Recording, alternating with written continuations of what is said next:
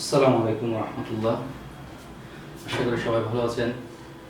আমি আজকে কয়েকটা বিষয় নোট করেছি, দেখতেছেন আপনারা, যে আমাদের দৈনন্দিন জীবনের প্রাত্যহিক ফরজ পাঁচ ওয়াক্ত নামাজ, ফজর।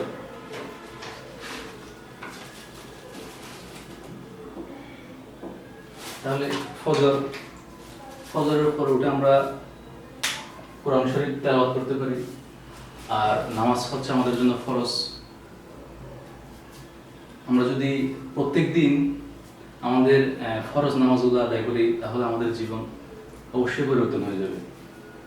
এবং আমাদের নামাজ অনুসারে আমাদের একাডেমিক যেটা কেরিয়ার আছে সেটাকে আমরা সাজাতে পারি। তাহলে আমরা সর্বোচ্চ সময় পাই কিন্তু ফজরের পরে, এবং আমরা বিভিন্নভাবে জানতে পারি। আল্লাহ রাসূল সাল্লাল্লাহু আলাইহি ওয়াসাল্লামের হাদিস আছে যে ফজরের পরে না ঘুমানোর জন্য, এবং ফজরের পরের সময়টার যে বরকত সেটার ব্যাপারে। ফজরের পরের সময়টা যখন আমরা জেগে থাকি, তখন আল্লাহ রিজিক বন্টন করেন। ওই সময় যারা ঘুমিয়ে থাকে তারা সেখান থেকে বঞ্চিত হয়। এবং আমাদের যে সময়ের বরকত, সেটা অবশ্যই আপনাকে মাথায় রাখতে হবে। আমাদের পুরো জীবনটাই হচ্ছে সময়ের সমষ্টি। সুতরাং আপনি যদি আপনার একাডেমিক এবং বিভিন্ন নিজের কনফিডেন্স থেকে বাড়াতে চান, তাহলে অবশ্যই ফজরের পরের সময়টাকে আপনাকে কাজে লাগাতে হবে। তাহলে আপনি ফজরের নামাজ পড়বেন। বর্তমানে ফজরের নামাজ হচ্ছে 4:35। এরপরে হচ্ছে জোহরের নামাজ হচ্ছে আপনার 1:30। জোহরের নামাজ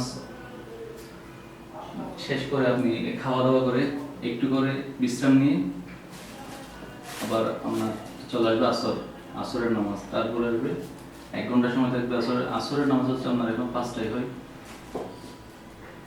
5 PM। এরপর হচ্ছে মাগরিব।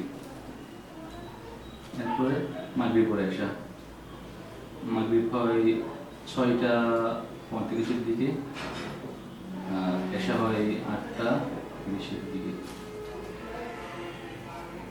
সো এখানে বিষয়গুলো হচ্ছে আমাদের নিজের জীবনটাকে পরিবর্তন করার জন্য আল্লাহ তাআলা ইসলামের যে বিধানগুলো, সেখানে অন্যতম হচ্ছে আমাদের ফরজ নামাজ।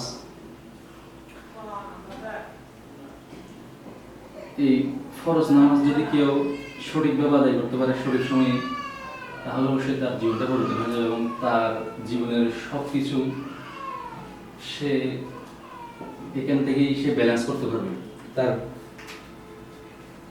ইনকামের চিন্তা, তার মানসিক দুশ্চিন্তা দূর হবে, এবং তার শারীরিক যে সুস্থতা, আমাদের সফলতার জন্য সবচেয়ে যেটা প্রয়োজন, মানসিক এবং শারীরিক সুস্থতা।